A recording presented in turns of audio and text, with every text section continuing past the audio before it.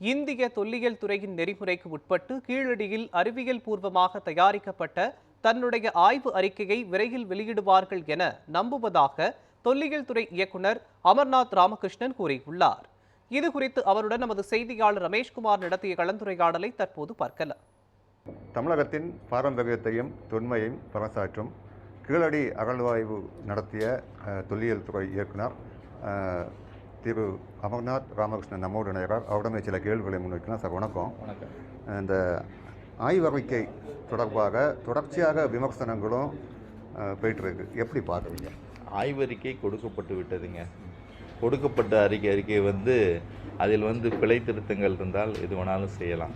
Proof reading முன்னாடி என்றைக்குமே proof ரீடிங்னு சொல்லுவோம். ஒரு அறிக்கையில் தவறுகள், சில spelling mistake, grammatical mistake, number விட்டு போச்சு, படங்கள் விட்டு போயின, படங்களை மாற்றி அமைக்கணும், இப்போ ட்ராயிங்கில் சில திருத்தங்கள், அதெல்லாம் செஞ்சு கொடுப்போம். அது முக்கியமாக என்றைக்குமே செஞ்சு கொடுக்குது. அது எல்லாருமே செஞ்சு கொடுப்போம், நாங்களும் செஞ்சு கொடுக்க தயாராக இருக்கோம். வேறு எந்த ஒரு மாற்றமும் செய்ய முடியாது. ஏன்னா காலக்கணிப்பு மாற்றுவது என்பது இயலாத காரியம். காலக்கணிப்பு என்பது அகழாய்வின் படி வந்த ஒரு காலக்கணிப்பு. அதை யாராலும் மாற்ற முடியாது. அதுதான் அதோட முக்கியமான நான் சொல்ல விரும்புகிறேங்க. ஓகே சார், இது அறிவியல் பூர்வமாக இல்லை அப்படின்னு சொல்லிட்டு மத்திய அமைச்சர்கள் சொல்லிட்டு இருக்காங்களே சார்? இல்லைங்க, இது அறிவியல் பூர்வமாக செய்யப்பட்ட ஆய்வு.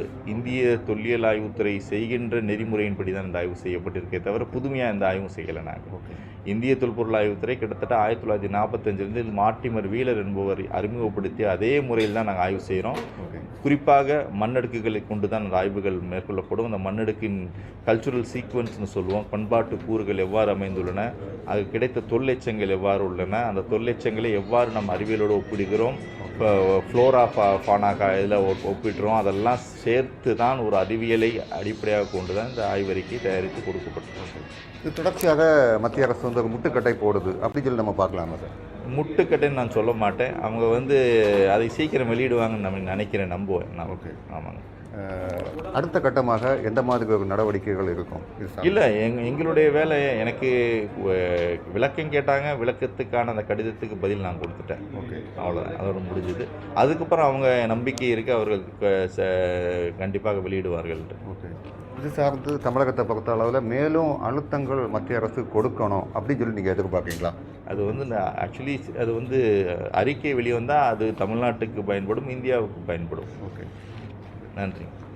நியூஸ் 7 தமிழுக்காக கன்னியாகுமரி மாவட்டத்திலிருந்து ரமேஷ்குமார்.